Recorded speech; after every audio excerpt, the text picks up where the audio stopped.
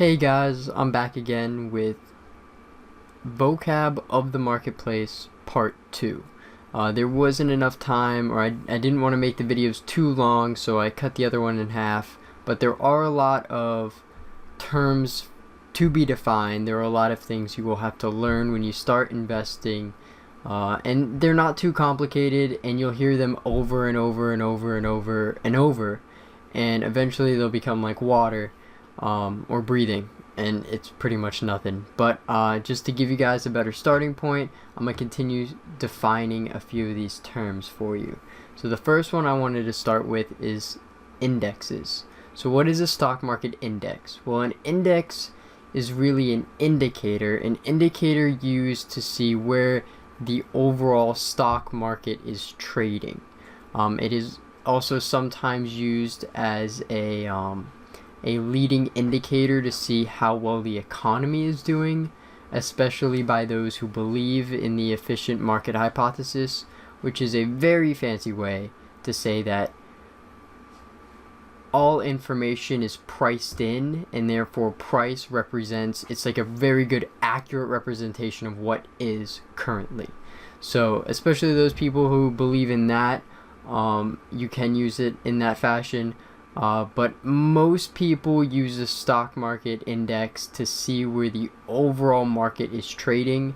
A lot of stocks follow the indexes. They're very correlated in that nature. So if the stock market index is up, usually stocks will be up. Not all of them, granted, but is a generalization. Another way they're used is to actually be a benchmark of comparison. So say 1 year you made a return of 10% on your money in that entire year. Well, how do you know if that's good or not? You know, if you just tell somebody 10%, they would be like, wow, that's pretty good, you know? But what if then you followed that up by saying, well, the overall stock market actually went up 30% in that same period? Well, then that 10% doesn't look so pretty anymore. So many people, especially money managers, they'll use an index to compare their results against to see how well they did. Did they outperform the overall stock market? Did they underperform the overall stock market? And it's very much used in that fashion. So the first stock market index that I'm going to go over is actually the S&P 500.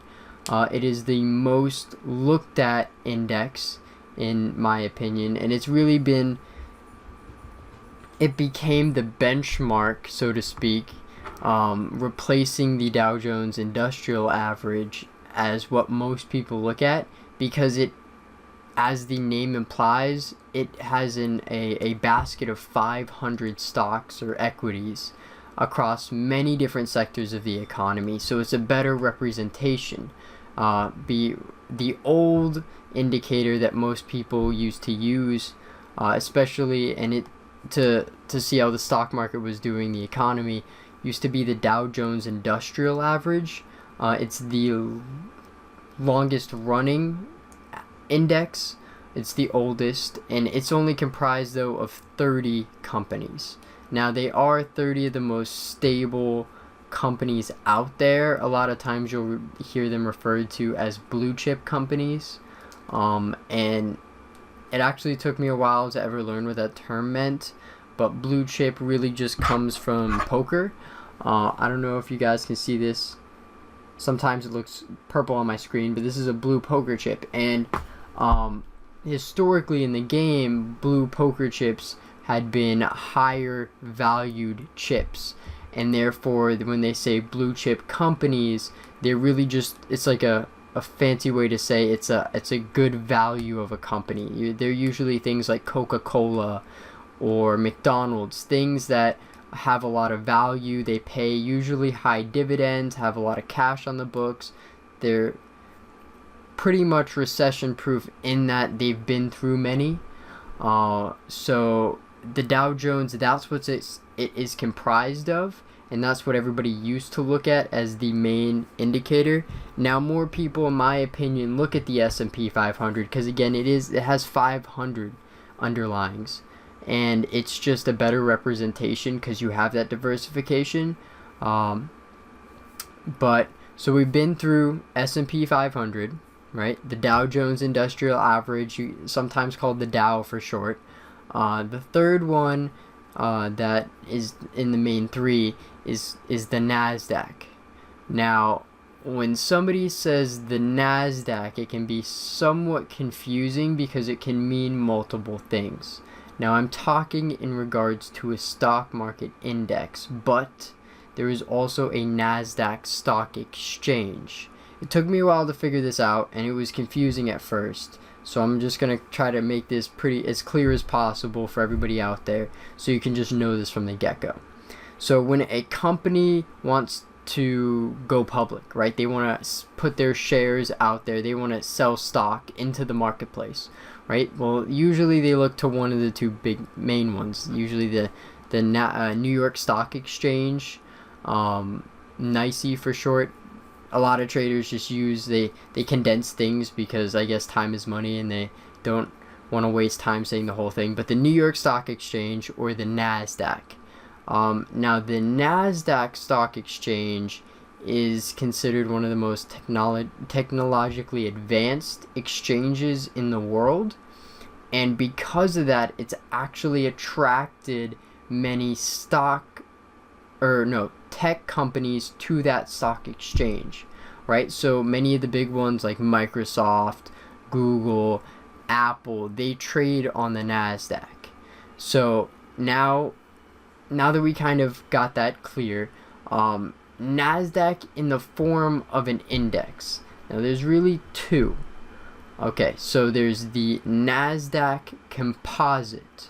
So the Nasdaq Composite, what that represents is that's not all, but most of the equities traded on the Nasdaq Stock Exchange put all into one indicator. So it's pretty diverse. It has about 3,000 of them in there, and that's usually what I see going across the screen whether it's Bloomberg TV or CNBC Business, and they say Nasdaq on the bottom. Usually what's going across the bottom is the Nasdaq Composite. So that's really not all, but most of the stocks that trade on that exchange. Now there is a second Nasdaq stock index though, and it's called the Nasdaq 100. And what that is it's the 100 largest domestic and international non-financial companies listed on the exchange. So of the two, I personally look at the Nasdaq 100 a little bit more, just because there are tradable indexes and ETFs of the Nasdaq 100. So therefore, I can actually trade that if I so want to. The composite, not so much, but I do look at it. So just to kind of go back and just revisit what we've covered so far. So we have stock market indexes represent the broad stock market, represent the economy. You have the S&P 500. It's the best representation. It's the most utilized, has 500 stocks in there. You have the Dow Jones Industrial Average, or the Dow for short, 30 blue chips in there, right? We went over that. And then you have the Nasdaq Composite and the Nasdaq 100. But to keep it simple, we'll say composite because that's what most people will look at. So those are the major three. So if somebody's asking you, well, how's the U.S. stock market been doing lately? Most people would look to the S&P 500 to get that answer, but you could really use any of those three and be correct. Now, there is a fourth that I personally look at. I haven't seen it run across the bottom of those TV screens if you're watching anything related to the markets. However, that doesn't mean it's unimportant. It just represents small and mid-cap companies, and it's called the Russell 2000. So as the name implies, they don't make this stuff too complicated. There are 2,000 companies inside of that indicator or index, right? And the thing you just have, all you really need to know about small and mid caps is that they are more aggressive than large cap companies, which is what really the S&P 500 represents. Should probably throw that in there. Is 500 of the largest companies, right? So small and mid caps are more aggressive, and you might be asking yourself why. Well, just think about it this way, right? So say if you own a company, it's a startup, right? It's probably worth let's just say $1 million, right? So it's a lot easier for that company that's only worth has a total market cap of 1 million to double in size and go from 1 to 2 million, right? It's much easier for that company to do that than say Apple, right? Apple's already the largest company in the world. For it to just double in size is no small feat whatsoever. So it doesn't really happen. Now on the flip side of that coin though, if we were to go through an economic recession, I don't see Apple going anywhere. I don't see people not buying iPhones or Macs. Yeah, they might slow down, but the company itself isn't going away. Whereas that same small company, and it says maybe the U.S. economy hit some road bumps, they might not be able to sustain themselves and go out of business. So you can see that there's more high growth or decline in that area of the marketplace. So you will see the Russell 2000 move both up more in the good times and down more in the bad times. So something to know, but those are the 4 U.S. stock market indexes that I personally look at and that you will hear about. Okay, so moving on, I want to just touch on this thing called liquidity. And not really moving on though, I want to bring in something just to talk about liquidity, right? And all liquidity means, let me first define this, is how easy is it for you to enter and exit, right? So it's ease of entry and exit, right? So let's look at real estate, for example. Real estate is not a highly liquid asset class, right? Say if you want to go purchase a property, you got to fill out a contract, a purchase agreement, right? And then you have to get a mortgage, or even if you have all cash, then you have to go to the closing where you have some title company. This is a whole process, right? I think the fastest you could complete said transaction is about a week, right? And that's if you have all cash. Not many people have, right? But in the world of the stock market, you can get in and out with just a click, right? And it's way more liquid. There are many more people willing to take the other side of your trade. But just to kind of show you how liquid, I guess that's where I'm going with this, is here is a chart of the S&P 500 tracking ETF with a ticker symbol SPY. Now, ticker symbol is a fancy name to just mean the symbol you type in to pull up a chart. So that's what ticker symbol means. It's really the symbol that is correlated to, right? So like say the ticker symbol for Jake is my name, right? So I guess that's the name of the trading stock. But yes, so SPY, it's sometimes called the spiders. Again, traders, investors, they come up with these crazy names. And here's just a chart of where it's been the last year. But what I really want to show you here is the volume, right? And you can see this yellow line cutting through here. That's a moving average. And it's represented right here with this yellow number. So when I take this cursor away, it'll see the average. You can see right there, almost 100 million shares on average trade a day. That's a lot, right? So there's 100 million shares trading hands, going from a buyer to a seller or from a seller to a buyer, right? And also kind of to speak to the fact of which ones are looked at the most, you can really use the volume as an indicator in that fashion, right? So the S&P 500, like I said, is going to be the most looked at of the indicators. You can see 100 million shares trade of this ETF. Let's go look at the diamonds here.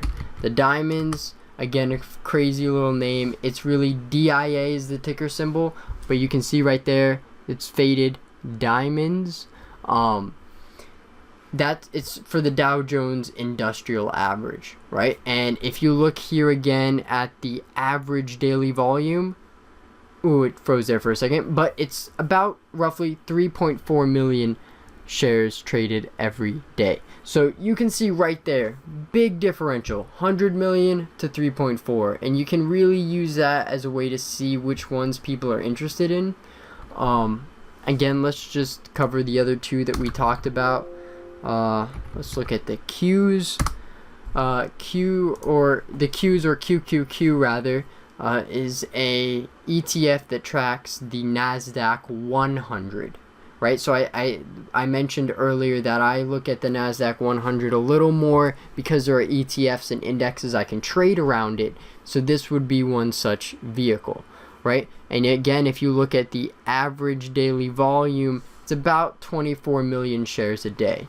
So you can see so far, if we were to rank these in terms of, I guess, volume, you have the S&P 500 leading, Nasdaq in second, the Dow falling in last place. But we got one more here, and that's the Russell 2000, ticker symbol IWM, and you can see, okay, you can see iShares Russell 2000 ETF. And you look at the average daily volume, that's about 29 million. So right there, similar, comparable to the Nasdaq, and you can see how, I guess, more people are interested in trading those three, meaning the Russell, Nasdaq, S&P, more so than the Dow Jones. Again, it's the oldest, it's been around the longest, but again, because it has these very stable companies, it's not as exciting. Well, actually, I take that back. Because it's such a large indicator, right? So where the S&P 500 is about 2,000 points, right? The Dow Jones is about 18,000. So I guess you could make the argument that it is more exciting in that it moves more, right? So on a percentage basis, right? So say if the S&P 500 goes like up 20 points, you might see the Dow go up 100, 150, right? So it moves more and it's more fun to say, I guess, especially if you're on the radio and somebody's just listening. It's way more exciting to hear 150 points movement versus 20. So I guess you can make that argument. I'm not going to disagree there. Anyways, I was just trying to speak to liquidity there in the fact of volume. So there are a lot of things trading hands, right? It's not like that example of a house. There's one house going from one person to the other, but it takes a long time. This is very instantaneous, and there's so many transactions going on, so it makes it really easy for you to get in and out. And by now you might be thinking, well, who's the seller, right? So say if Jake is the buyer, who's the seller? And I would say, well, that's a very good question. It's probably not who you're thinking. It's not like the exchanges are just matching people together. So say like when I want to buy something, like Joe down the street is trying to sell it at the exact same time, and by happenstance we get put together and that trade happens. Now, I guess theoretically that could happen. I'm not ruling that out. However, it's more likely that we will get paired with a market maker. And okay, market maker. What is a market maker? A market maker is somebody who plays a very different game than we do, right? So where I would consider myself within the realm of speculation, a market maker, he doesn't really care which direction anything is going. He's trying to make a tiny little transaction fee on each transaction, but he never cares what the transaction is. So it's a very different business model than what I myself am involved in, or what most people who are investing and trading do, right? And just to really show you what I'm talking about, I'm pulling something up here. It is a very simplified page. I didn't want to make it confusing or overwhelming in any way. So let's go back. Well, let's see here. Let's go to the spiders, right? S&P 500. My computer's running a little slow today, but okay. So in here, you will find something called the bid-ask spread. So you will see here, bid X, ask X. So this is where market makers live. This is where market makers make their money. This is where their business resides, right? They try to make the few cent differential on every transaction, right? So say if I want to go in and I want to buy this ETF, right? Well, the market maker will give it to me all day long right here. And you can see that little tiny box pop up that says buy, because that will actually create a buy order. But you can see 217.43, right? So he will sell it to me all day long at 217.43. Right? But say if I was on the reverse of this transaction, right? So say if I already own it, but I want to sell it to him, he will buy it from me all day long at 217.42. Now you might be saying, well, wait, so 41.43, it's not the same. And you're correct. That spread, that differential, the difference between these two numbers is how they make their money. So that is where they live. That is their business model. And the easy way to remember which one is which between the bid and the ask is you always get the price you don't want, because they're getting the deal, and they should be, right? Because they're getting the deal because they're willing to take the risk of providing liquidity, right? They're willing to just make markets, meaning that they are willing to take the other side of any trade, no matter what it is, if they make that slight edge, right? So it's really paying them for their service, but it is a factor of liquidity in that you will find that more liquid stocks, more liquid ETFs, underlyings, whatever they may be, will have a tighter bid-ask spread. And it's pretty logical, because if you think about it, right? So this market maker, they're taking risk in taking the other side of your trade.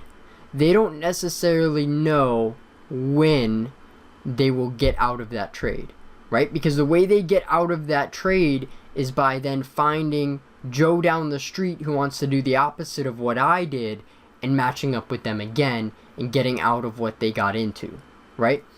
But they have a relatively higher chance of getting out quickly in something like SPY that trades about 100 million shares a day, right? So if I was to go in that transaction, or I wanted to create a transaction of buying like one share of SPY, keep it simple, the market maker, there isn't a lot of risk in not being able to get out of that because there's about 100 million moving every single day, right?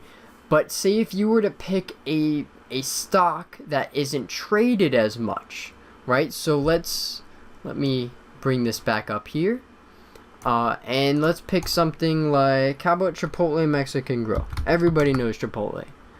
Oh, of course, it's just taking a little bit here, but you can see right here, 423.53 to 425.79. So there's a 26 cents bid-ask spread, right? The difference between those two numbers.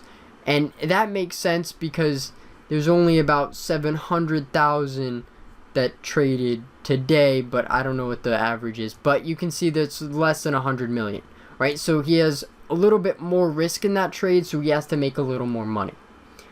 So it's just something to know about, right? So when you have higher levels of liquidity, you will have tighter bid-ask spreads, and it's really just correlated to the market maker, the other side of every trade we make, having less risk in the trade, right?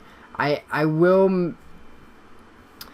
make one comment about the bid-ask spread, especially if you're somebody who looks at the market at night.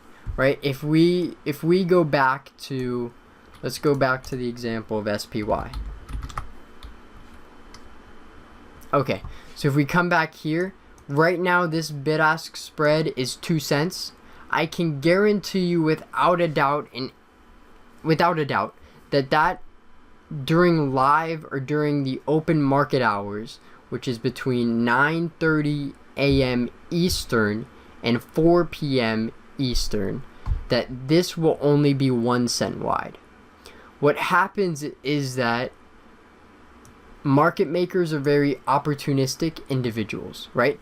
So there is a segment of the population, people who trade the marketplace, called day traders. They are usually individuals who are somewhat risk adverse in that they don't like taking risk that they don't have a lot of control over. And one form of that risk is overnight risk, right? Because there are 24-hour marketplaces in this world that trade 24/7, and they trade while our marketplace is sleeping. And what happens is that in the morning, when our markets open up, it's really just a continuation of price action from the night before. So day traders are individuals who take their money, move it into the market while they're sitting in front of their computer, right? So they, whatever time it is, so say it's 11 a.m., they come to their computer, they take their money, put it in the market in some form or fashion, and then before the market closes at 4 p.m., they move all their money back out because they don't want to take any overnight risk, right? So market makers know this, and what they do is they know that if a day trader will have to get out of the trade by the end of the day if he doesn't want to take that overnight risk, right? And what they start to do is, going into the close of the trading day, is they will start to widen the markets, right? So they'll take the bid-ask spread and they'll make it wider and wider and wider, right?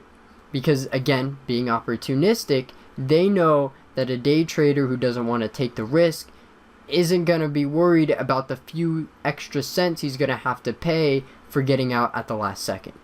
So they do this, and what it really leaves us as the retail traders is we have artificially wide bid-ask spreads to look at night. So I'm doing this video at night about 9 p.m. So if I was doing all my stock market analysis now, and it's something to keep in mind that that bid-ask spread is a little wider than it would be, right? And another example of this I can pull up here is, this is the non-simplified version, right? So if you look right here, that's the top part that I showed you before. Here's the rest. Don't get overwhelmed. This is an options chain. I'm not going to get into all of this right now, but I just want you to see here, bid, ask, and look right here. So you got 71 cents, 74, right? 3 cents. You got 78, 81, 3 cents. And all I want to point out here is that these are options, and that's something I'll get into a little later, but even the options in SPY will be 1 cent wide bid-ask spread during the trading day. So this is just another example of how they widen the spread going into the close. It's not just the bid-ask spread for the actual stock itself, it's also for options and other underlying instruments. And there is a cost of business for us as the trader, because we do have to pay that bid-ask spread, right? So say if, again, in the example of SPY, I'm paying about 1 cent more than, I guess, fair value, right? I'm kind of handing the market maker 1 cent. And what that really does is, as soon as I get into the trade, I'm like -1 cent, right? So I have to make 2 cents before I ever make 1. That's not such a big deal in SPY because it's only 1 cent, but that 1 cent, that could be $25. It could be whatever it ends up being due to market illiquidity, due to whatever you're trying to trade. There is a cost of doing business with that bid-ask spread. And in defining these terms, I just wanted to throw in there that it's called slippage. So if you hear the term slippage, all that is kind of what you have to pay inside of there. So you're not getting the actual price. It's a little bit more, it's a little bit less, whatever it may be. So slippage accounts for that differential. So I just wanted to define that as the last term of this video. It's running rather long, so I'm going to cut it off here. But stay tuned. I'm going to make some more. The next one is going to be options related. I kind of gave you a sneak peek with that chain that for some of you might have been overwhelming. I did not in any way mean it to be. I will break it down, simplify it for you in the videos to come. But stay tuned. Thank you for watching, and I'll talk to you guys later.